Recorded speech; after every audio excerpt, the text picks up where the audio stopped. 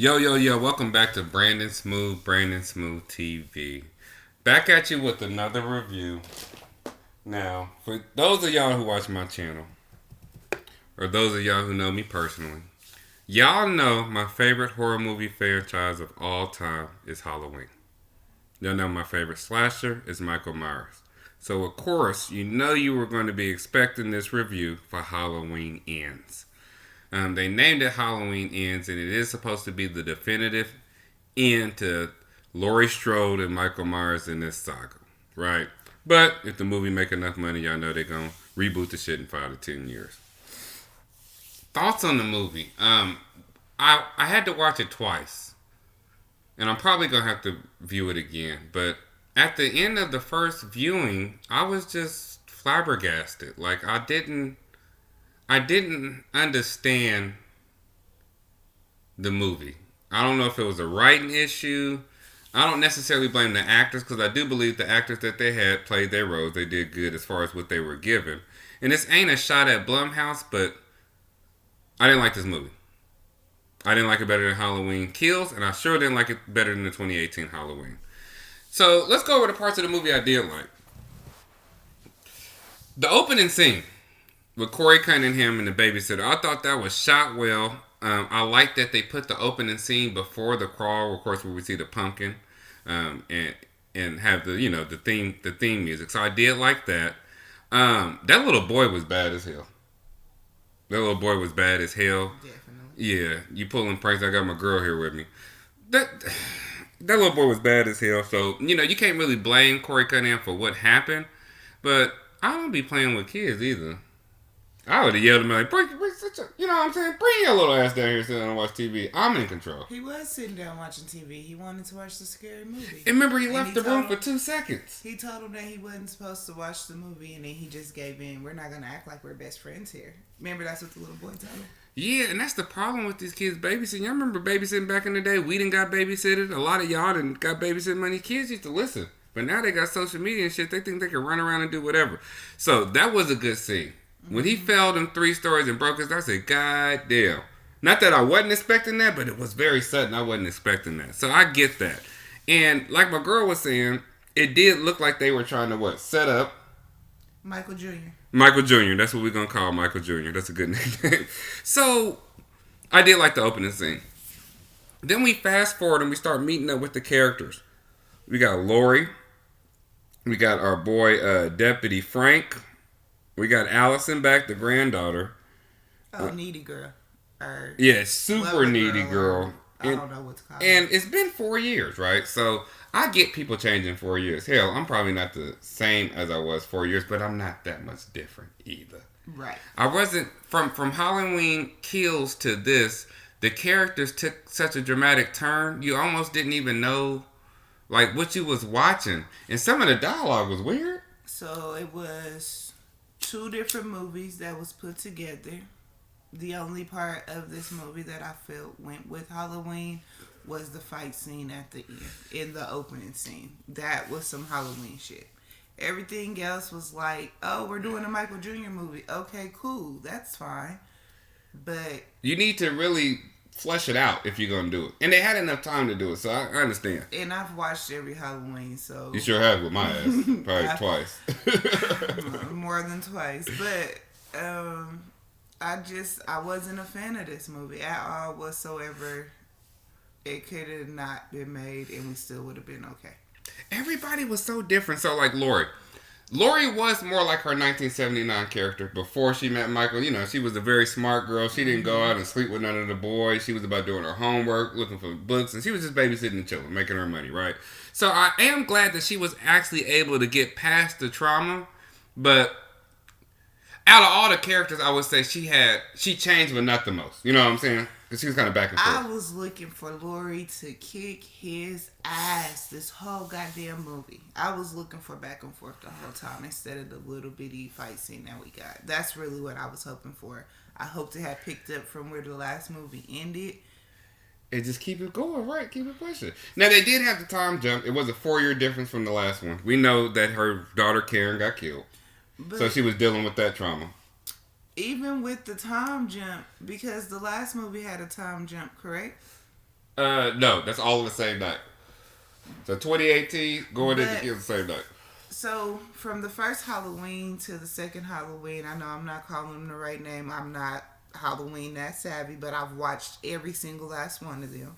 So from the first Halloween to the second Halloween to the third Halloween to this Halloween, there was a time jump in between each movie, correct? You are correct. So the 1987 one, the original one when she was younger, that was the first one. And then it's weird because, as y'all know, they took away a lot of the other movies. So the only movies that exist in this timeline is the 1978 one, and then the Halloween 18 movie, the one we like, where it was 40 years after when she was prepping for him. Remember she burned him up in the house at the end? Right. Okay. And I was wondering, like, so if the whole town always, that's where I was going with that. If the whole town always is on the lookout for Michael on Halloween and around Halloween, where was the town? You talking about in this one? Yeah, where everybody at? Everybody died? Everybody can't die. Everybody ain't forgotten 4 years. Everybody just was going about their day like ain't nothing happened and we ain't worried about him. Come on, man. Yeah, even you remember when BTK reemerged? Like us, we were in high school. Remember that happened? We was both in high school. Like for us, we understood that it was something wrong, right? But did you see our parents and people around? Like they had lived through that trauma of having the serial killer running rampant, right? So their reaction telling us, look under your bed. Remember they were telling us when you get home, make sure none of your doors everything's locked up, windows, everything. We didn't have that anxiousness because we didn't live through it to really know. In the movie, the town should have that anxiousness. That was normal for me as a woman and a female growing up. My parents always made sure to tell me to make sure I'm watching my back. Make sure when you get in your car, you check and making sure ain't nobody in there. Do you think 4 years is enough time? This nigga, the last movie, sliced up, 20 people in the middle of the street? That's what I'm saying. But they was talking about it. The whole town, right.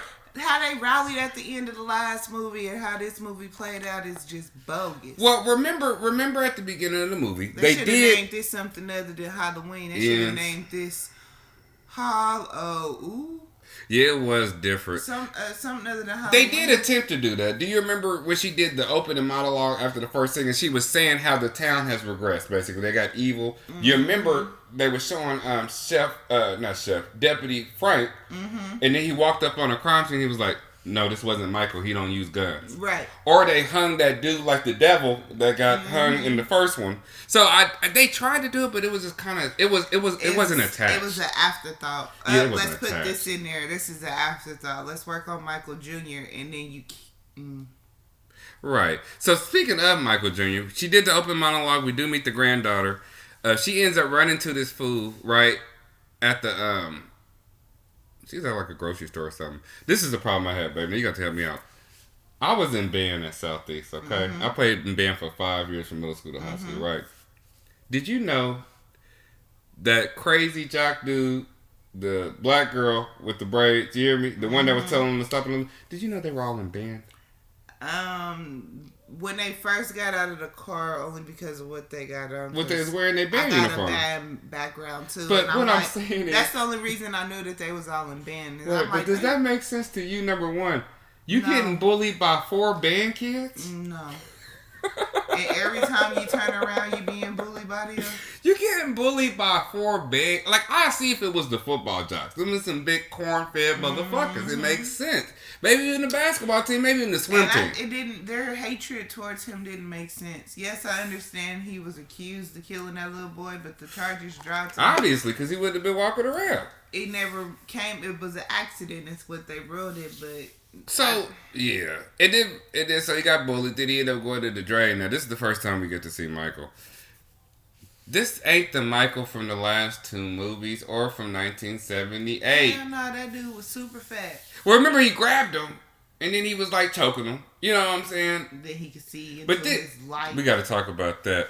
Michael, I did not know he had Professor X powers from X-Men. I didn't either. I was confused. Because apparently he could look into your mind and see all your trauma. And I didn't know if he was transferring his evil into him or was he looking at him like, I understand because you kind of turned into what I was. Look, I was so confused that the first time I watched it, I fell asleep about this part because I just didn't understand what was going on and my brain just couldn't take it no more. it was like, go to sleep, girl, because this is bogus. No. So I did. But it was just stupid because I'm like, how y'all change Michael up after all these years? Well, it was one line, too, because I was wondering why they didn't fucking move. Like, you got to make it sense. They needed a reason to stay in Haddonfield, right? Mm-hmm. And I remember it was the scene later on in the movie. Michael Jr. was asking her, he was dating the granddaughter, and we'll get to that. But he was like, why you ain't leaving? She was like, all my memories are here. This is home. Bitch, your mama and your daddy got killed here, nigga. And she said she had to stay by grandma so she could take care of her and make sure she didn't. But let's go on and move. Look, I know they had 2 life policies. At least the daddy, somebody had a life policy. We getting the fuck up out of here. Cash I don't give a damn if we it. got a policy or not. Cash that shit in and go to leave. Right. We done. We out of here. So yeah, he getting bullied by the jocks, and then it's just so the first scene with Michael. Okay, he's been living in the drain for 4 years, and this is what didn't understand me. This is a plot hole to me, right? Mm-hmm. So. Corey ends up basically start baiting people, bringing them down there so Michael can show him how to kill, right? And you remember the first kill he did, he stabbed that motherfucker, and then he started doing the Harlem Shake. He he was shaking like he just had an orgasm. And it was basically rejuvenating him from his injuries, you know what I'm saying, and getting him to where he can get back out. Why them 40 people at the end of the movie, after they beat his ass, why didn't none of them kills rejuvenate him? Well, that's my plot hole. Because if that's the case and that's what's happening, they just remade. They shouldn't have named it Halloween. Right? Because if that's what happened, you should have came in here super. You should have came here like Jason Voorhees. I call it redo. Yeah, I call it redo. We need a new Halloween Ends because this is bullshit. Or release the director's cut. One good fucking scene. Really? And that was the fight fucking scene if we want to be for real. It was some good kill scenes during the middle of the movie. But Michael Jr. did most of the kills. It was Michael Jr. And I said if Michael Jr. killed Laurie, we was gonna have some issues. And what happens? Michael Jr. comes for Laurie. Well, he came for her, but he came for the wrong one. I'm all out of sequence for your movie. Now you filed. I reviewed it. Upsets me. Yeah, and I'm trying to stay in sequence, but it's not one of the movies you stay in sequence in because you kind of jump around. They stay in sequence. They ain't know what the fuck they was doing when they did this movie, man. Well, it's weird. The directors and writers before the movie out, they literally warned us. I don't know if you remember this. I'll tell you 6 months ago, they was like, this movie's going to be very divisive. People are not going to like this movie. But what I want to compare it to is Halloween 3. Now, I wasn't alive in 1978, but I do know they came up with the original one. They did the sequel, and then Halloween 3 was considered an anthology movie. Mm-hmm. Basically, it's supposed to just go over crazy and weird events surrounding the Halloween. Right. And Michael Myers was not in that movie. That's the famous thing about it. To the point the fans got so upset, in 1988, 10 years later, they had to bring him back for Halloween 4. Probably my second or first favorite one in the whole franchise. Right. But long story short, I said that to say this. This movie does not feel like it's attached to the last 2 movies. This is almost a standalone. It seems like an Elseworld dream or something. I was so hyped for this movie too, y'all. And remember she was writing her memoir? She was writing her memoir about what happened, right? I thought at the end, I swear to God, when I watched it, I thought like she was going to say, and that was the story of this movie. Like, it really didn't happen. Like, and that's what happened in my brain. Right. No, they got me. Let me keep getting to the movie because, boy, I can nitpick and get the... I can't understand why the grandma decided to introduce this Michael psychopath. Jr. Why did grandma... Baby, that's a good point. Look, I might have introduced you to my granddaughter, but when you was standing outside my window, like Michael normally does, by that bush... Signs. And you already dumped my granddaughter... And then you just magically pop up behind me when I come outside to figure out what's going on. You, my friend, are done with my granddaughter. We're going in the house, we're locking it, and you better go away. And if you don't, you gonna feel this. Yeah, you gonna feel it. Like, because do you think she tried to? I'm trying to make sense of this shit. Do you think she hooked them up because they both been through crazy ass trauma? But that's the last motherfucker. If you got accused of a murder, not saying you did it, but murder is attached to your name. Right.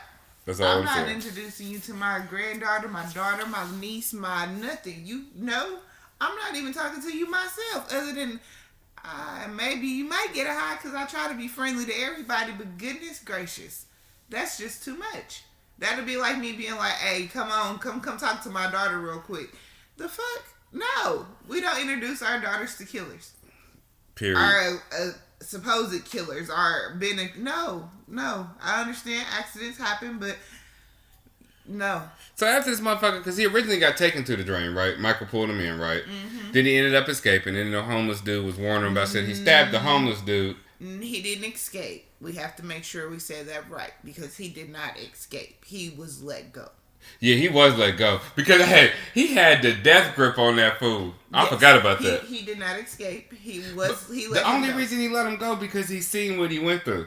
I guess. First of all, let's just pause. I gotta pause right here. Because that first, I told you, I feel like Michael was the one who pushed the little boy over the thing, and not Michael Jr. Because they do have those weird camera shots, and it cuts off you right. Because we really don't know how that little boy. You said this. You said the force that he was pushed off that ledge was more than that door hit him in the head when he kicked it open. I agree with you on that. Now I don't know about inertia. It's some shit, yeah. And if that little boy was upstairs playing around, how'd that knife make it upstairs off the cake platter thing? This is not my Michael And it Myers. wasn't upstairs, it was on the stairs. Whatever. Right. No blood on it, though. No blood, no nothing on it. But you telling me the little boy, you did not hear him at all, got a kitchen knife, set it in that spot, ran up 3 flights of circular ass, 3 floors big ass house, and you didn't hear no steps, right? Right. Like, yeah, it's just too many coincidences. So you saying Mike could have potentially set him up. That's too much work. This is why Chucky is my favorite horror movie person, because it ain't this Michael Myers. That's okay. It ain't this Michael Myers. This ain't my Michael Myers. I'm gonna tell you why. There's a million He's Chuckies. showing emotion. Do you understand what I'm saying? He's old now. Okay, so what you saying when you get shit? The nigga was old in the last 2 movies. He ain't show no emotion in them. He fat and old. He did gain some weight too. A lot of weight. I didn't even notice that Mike did. I guess he in the grand. What is he eating? That's why he's rats.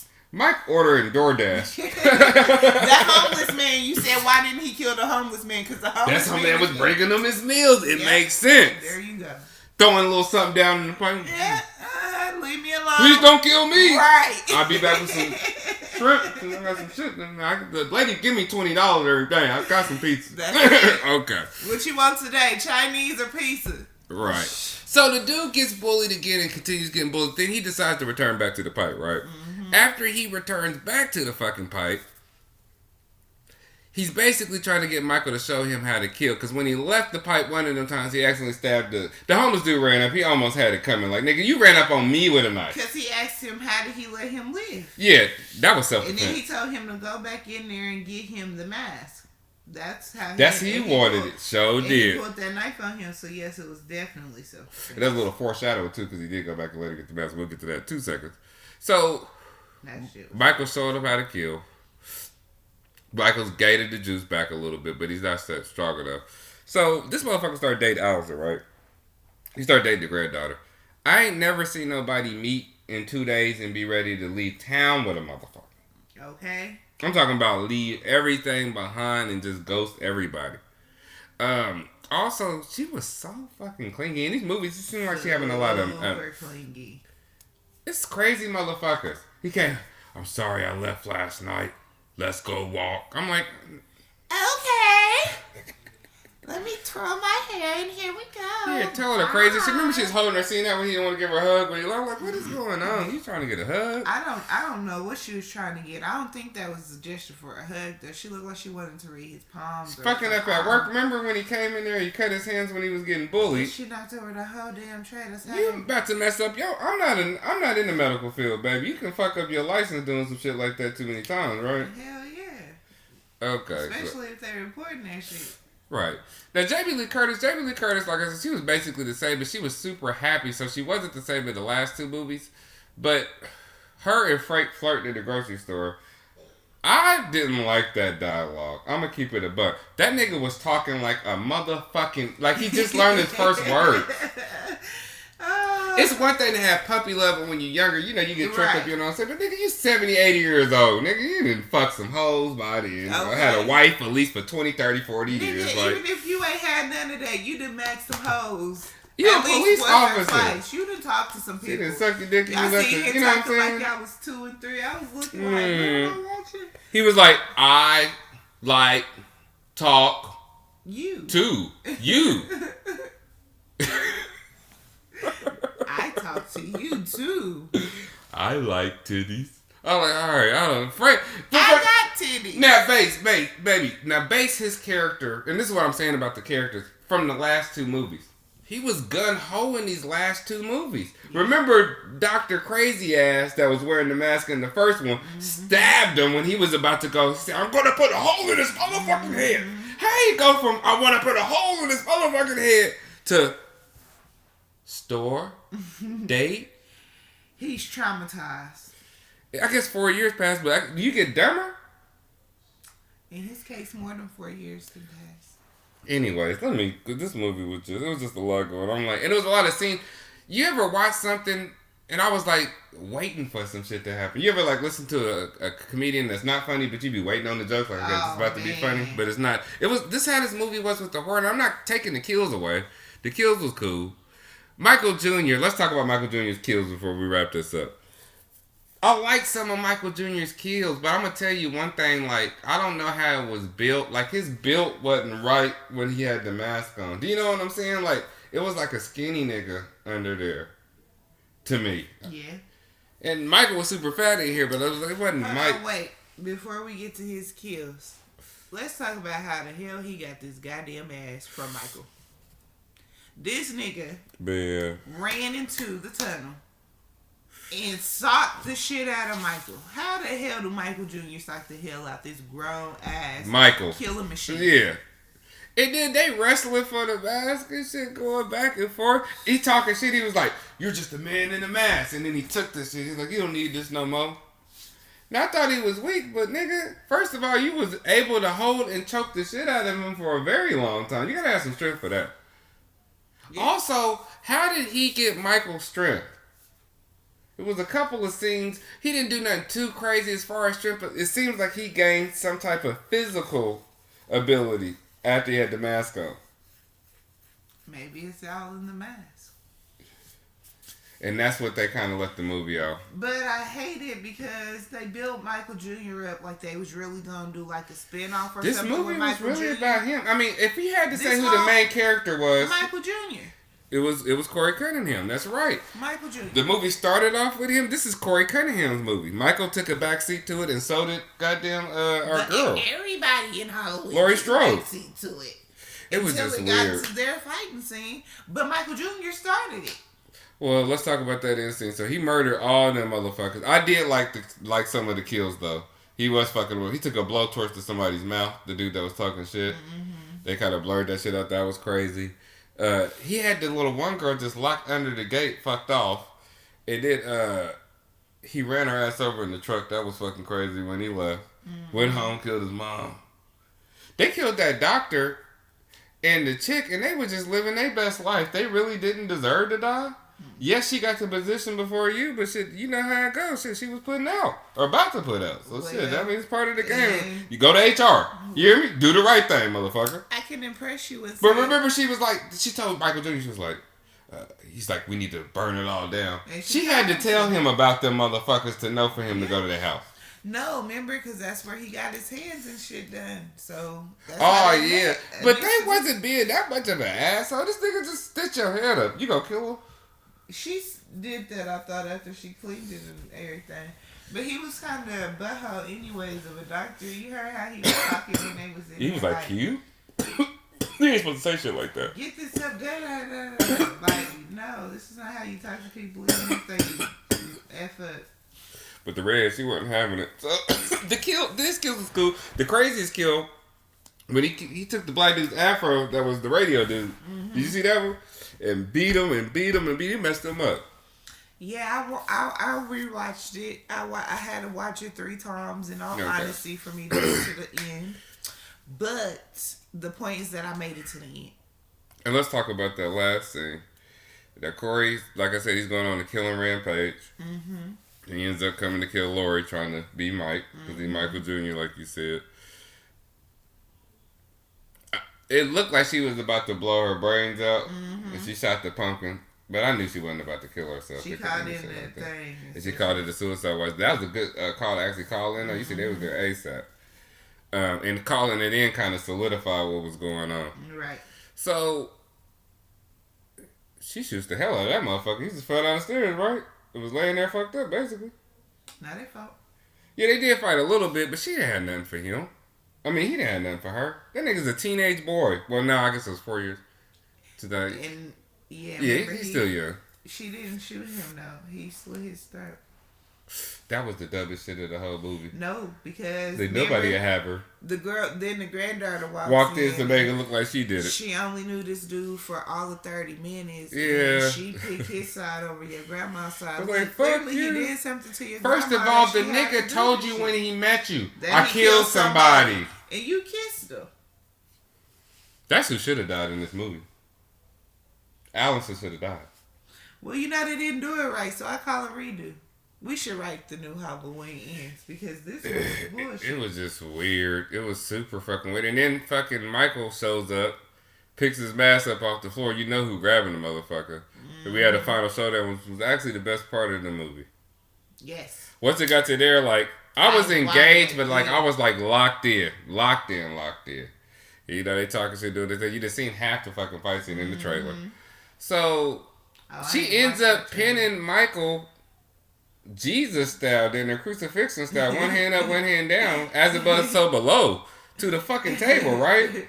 And then she throws a big ass stainless steel refrigerator over his leg to trap him because she kind of got the island. Ooh, they also paid reference to when they burnt him up. Remember she had the island that moved with the little remote control in the last movie? Yep. That is a good way to pay homage because she trapped him the first time in the kitchen and then she actually got him in the kitchen. Anyways, that's was the best thing. The only part of the movie that went with the last movie, they could have put that damn scene in the last movie and called it. They called it a day. They could have just tacked this shit up. 4 years later, It could have been a whole new spinoff with Michael Jr. and Allison being the main two. Right. With Anyways, Michael Jr. coming and killing her. They say, fuck it, the police pull up, and then Allison said, this nigga's dead, but he's not dead enough. She slit his throat, slit his wrist, and he's like, he's not dead enough. So they put this nigga on the car, take him down to the fucking meat grinder, car grinder, and grind his body up. And that's the end of Michael Myers. Well. Also, I gotta bring this up. So we think. Lindsay Wallace, right? Mm-hmm. Why did y'all bring her back? This is a legacy character, quote unquote. They call them legacy characters, right? From the 1978 movie. Remember she was babysitting the little boy that had the little Luke Skywalker white suit on and the little girl, Lindsay, who was their friend's little sister because she can go get some. Why didn't he bring her back? Why did she survive Halloween Kills? He chased her through the park during Halloween Kills, right? And she hid behind that tree, remember? And he kept walking. Then he didn't find her. And then they just cut the scene off. They didn't show what happened to her. You didn't see her for the rest of the movie. Then she shows up in here. She's a fucking bartender. They brought her back to serve drinks. They brought her back to show you. I'm telling you, this wasn't how this movie was supposed to go. Blame it on the goose. Gotta get loose. Blame it on the They started with the wrong scenes is what had happened. They started with this scene, and then they didn't know how to, I guess, put the rest of it together, so they forgot what movie they was making, so they started with Michael Jr. I think they got the it was weird kind of introducing him so late in the trilogy. You hear me? But this is kind of his movie. And then if this nigga come back alive somehow, they're going to have to explain that shit because Michael did come in after he stabbed himself in the neck and went in and finished the job. Are we sure that it was Michael? Because remember I asked you if Michael Jr. stole his mask. And Michael came in with that whatever mask he came on with. How do we know it was Michael for sure? I think when he grabbed the mask, I don't know if they showed his one hand that had the missing fingers. It looked like he grabbed it with his regular other hand. Yeah, I don't know. Because that is a possibility. And they left it open because at the end of the movie, they played one of my favorite songs, the Blue Oyster Cult, Fear the Reaper. And they, of course, zoomed in on the mask to leave it open. Because like you said, they're going to make another one in 10 or 20 years. So, out of this trilogy, this was the wackest movie. And I have to rank it out of the whole trilogy. It's going up there. Like, Halloween fucking 6 and 5 was pretty fucking bad. Halloween 5, to me, is probably the worst. But, yeah, this is going probably in my bottom 3. Probably second to last. Dang, is Halloween 5 better than this? Hold on, I gotta go back. I don't know him like that. Yeah, they introduced the Cola Throat. This is the worst Halloween movie I think in the series. Yes. I think I might throw in Halloween 5 and laugh before I even watch this again. I don't think I'm gonna watch this again. And baby, how many times I watched Halloween Ends after it came out the last Halloween Kills? I mean. Oh my goodness, every day, all day. So yeah. But no, this movie sucks. Was the worst. I do not recommend you watch it. Very, very ghetto. Highly don't recommend. Yeah, y'all can skip this. It wasn't worth the watch. Facts. So don't forget to like and subscribe. Be back with some more reviews. Fucking disappointed. Peace.